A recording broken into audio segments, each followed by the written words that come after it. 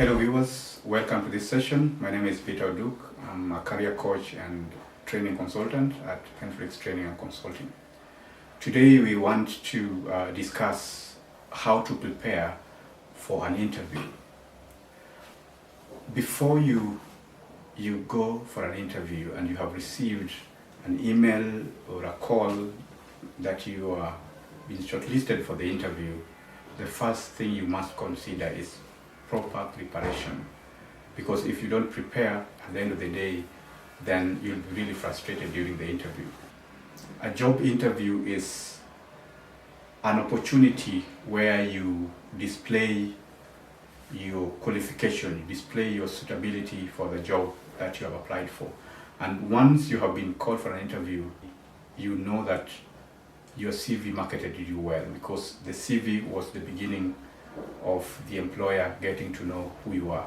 So once you step into an interview room, one leg you would say would be in, the other is out. So it depends on how you will perform during the interview that will get you to the next job. So there are two parts to this presentation. One is to show you how to prepare before the interview and how to prepare on the day of the interview. So the first tip I want to share is you must have the same documents that you applied with. This is the CV, the cover letter, the testimonials that you send, and all other attendant documents that you use. Sometimes candidates go into an interview and they have carried a different CV from what they use in their application. So the danger with this is that an interviewer may ask you a particular question from the CV that they are having, and you will find that you do not have the same kind of information in that CV. So that will portray you as somebody who is not organized or untrustworthy. Sometimes you have a panel interview, maybe 4 or 5 people are interviewing you. You need to have copies of this document, particularly your CV and your cover letter. Regarding documents also, you should carry original documents of your certifications, your training, your education certificates. You should carry both original and copies. And as you carry them, as you prepare them, ensure that they are put in a proper maybe folder or any kind of storage that would make you look professional. The second tip is to understand the job requirement, the job description, because this is what you will be defending at the interview. So you must have a thorough understanding of the job description that you have applied for. And how is this important? It is because most of the questions will come from the job description.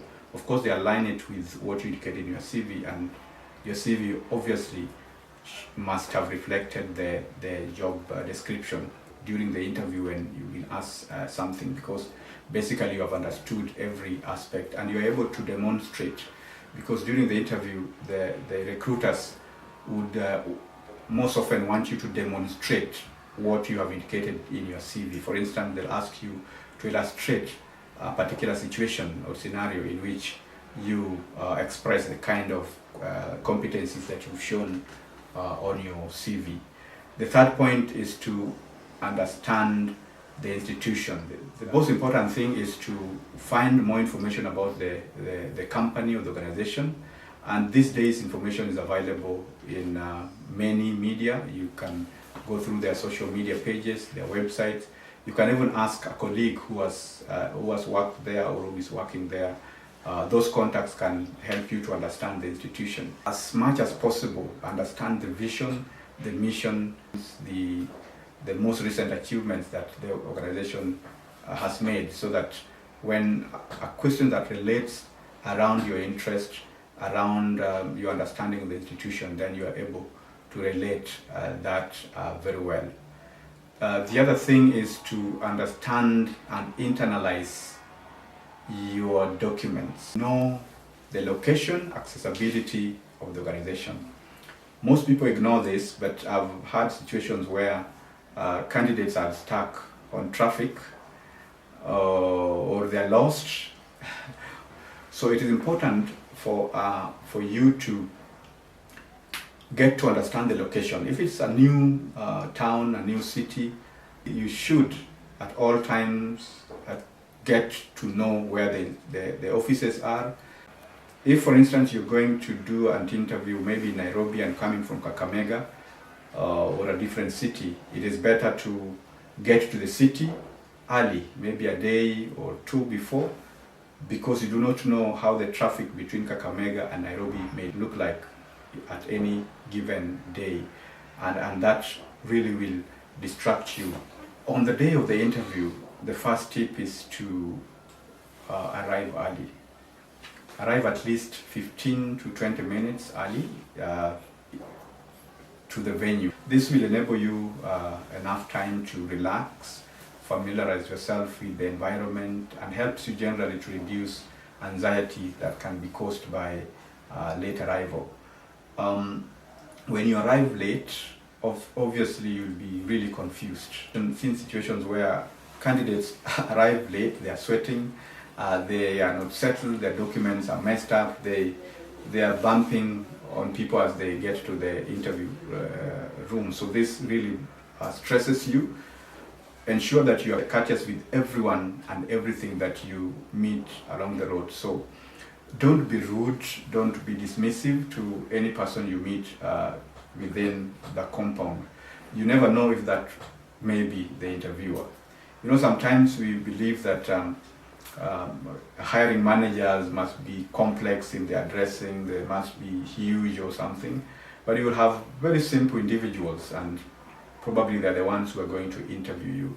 So no matter how good you are at the interview, if you are not courteous to anyone, this information will eventually get to be heard by the interviewers and the hiring team, and this will give you negative outcomes at the interview. The third point is to be presentable, and this is something that is discussed widely. To be presentable means that you have to understand the job you are interviewing for. If you're interviewing for a CEO job, you know how a CEO should dress like. If you are interviewing for maybe an outdoor videographer or such kind of jobs, so you also need to know how to present yourself. So appear with neat dressing that is suitable for that culture.